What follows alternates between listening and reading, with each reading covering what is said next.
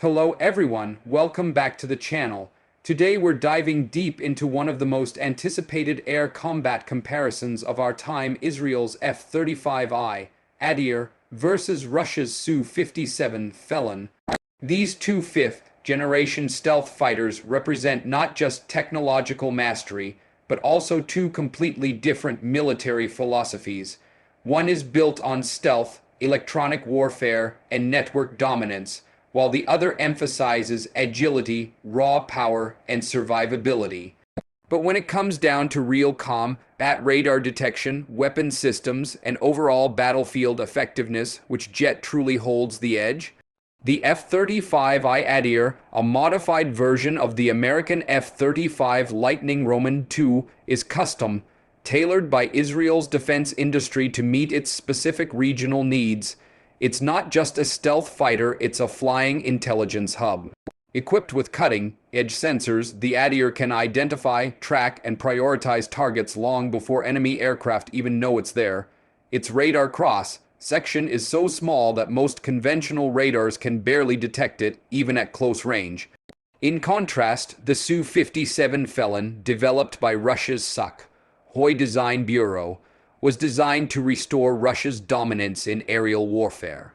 The Su-57 combines stealth with supermaneuverability. Its vector thrust engines allow it to perform impossible mid-air maneuvers, something the F-35I cannot physically match. However, pure agility doesn't guarantee survival in the modern sky, especially when radar and missile systems decide who strikes first. The radar systems in both aircraft reveal the key difference in philosophy. The F-35I is equipped with the N/APG-81 active electronically scanned array radar, capable of tracking multiple targets simultaneously while staying virtually invisible to enemy sensors.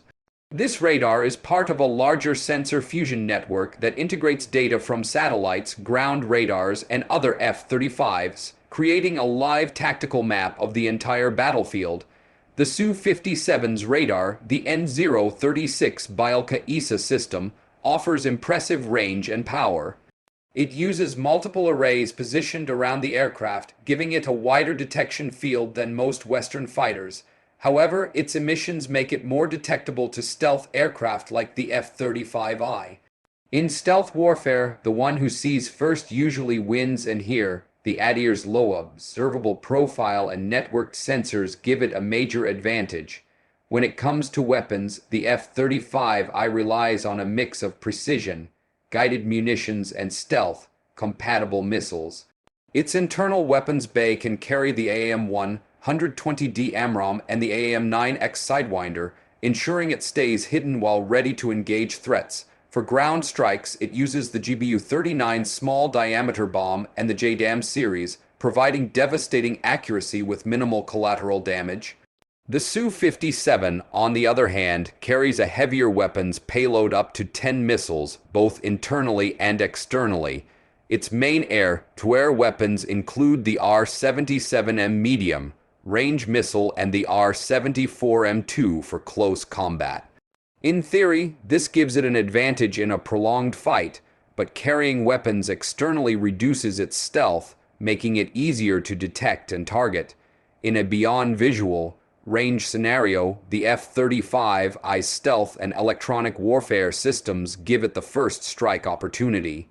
It can detect the Su-57 from long distances, fire an AMRAAM, and disappear before the Russian jet even knows what happened.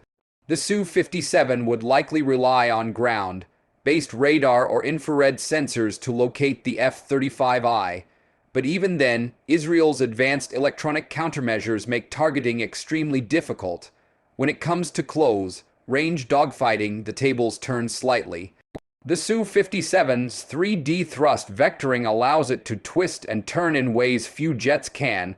Its aerodynamic design gives it remarkable maneuverability, and its pilot visibility is superior. If the Su-57 can get close enough, it could exploit these advantages. However, that if remains the biggest challenge. The F-35I is designed to ensure such encounters never happen. Beyond the technical aspects, the training and doctrine of the pilots play a critical role.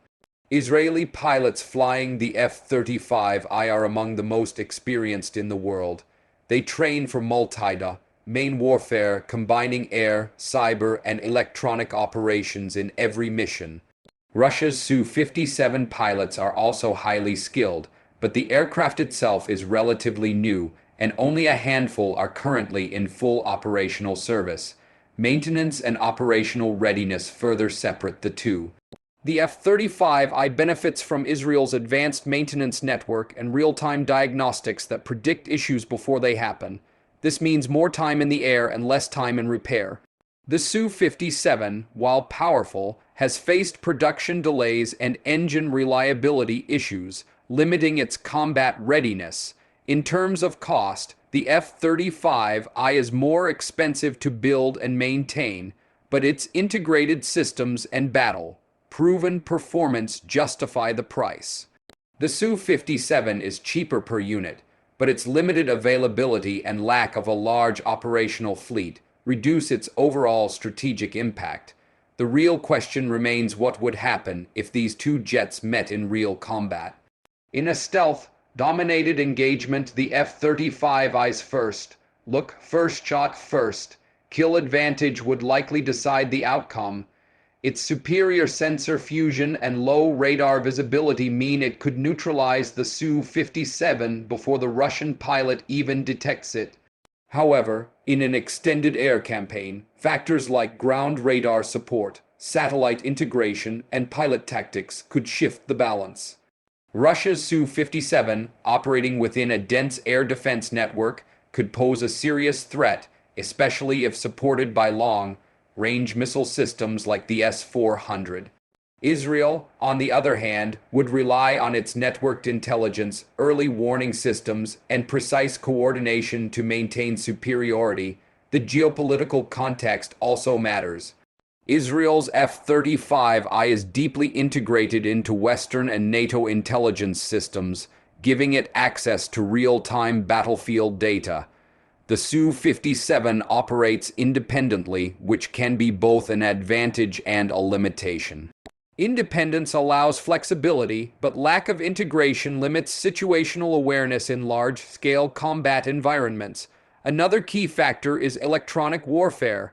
The F-35 Eisen/ASQ-239 system can jam enemy radars, disrupt missile guidance, and even send false signals to enemy sensors.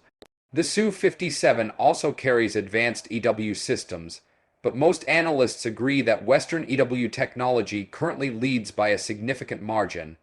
When comparing stealth design, the F-35I follows a philosophy of absolute radar invisibility, sacrificing some speed and maneuverability for low observability.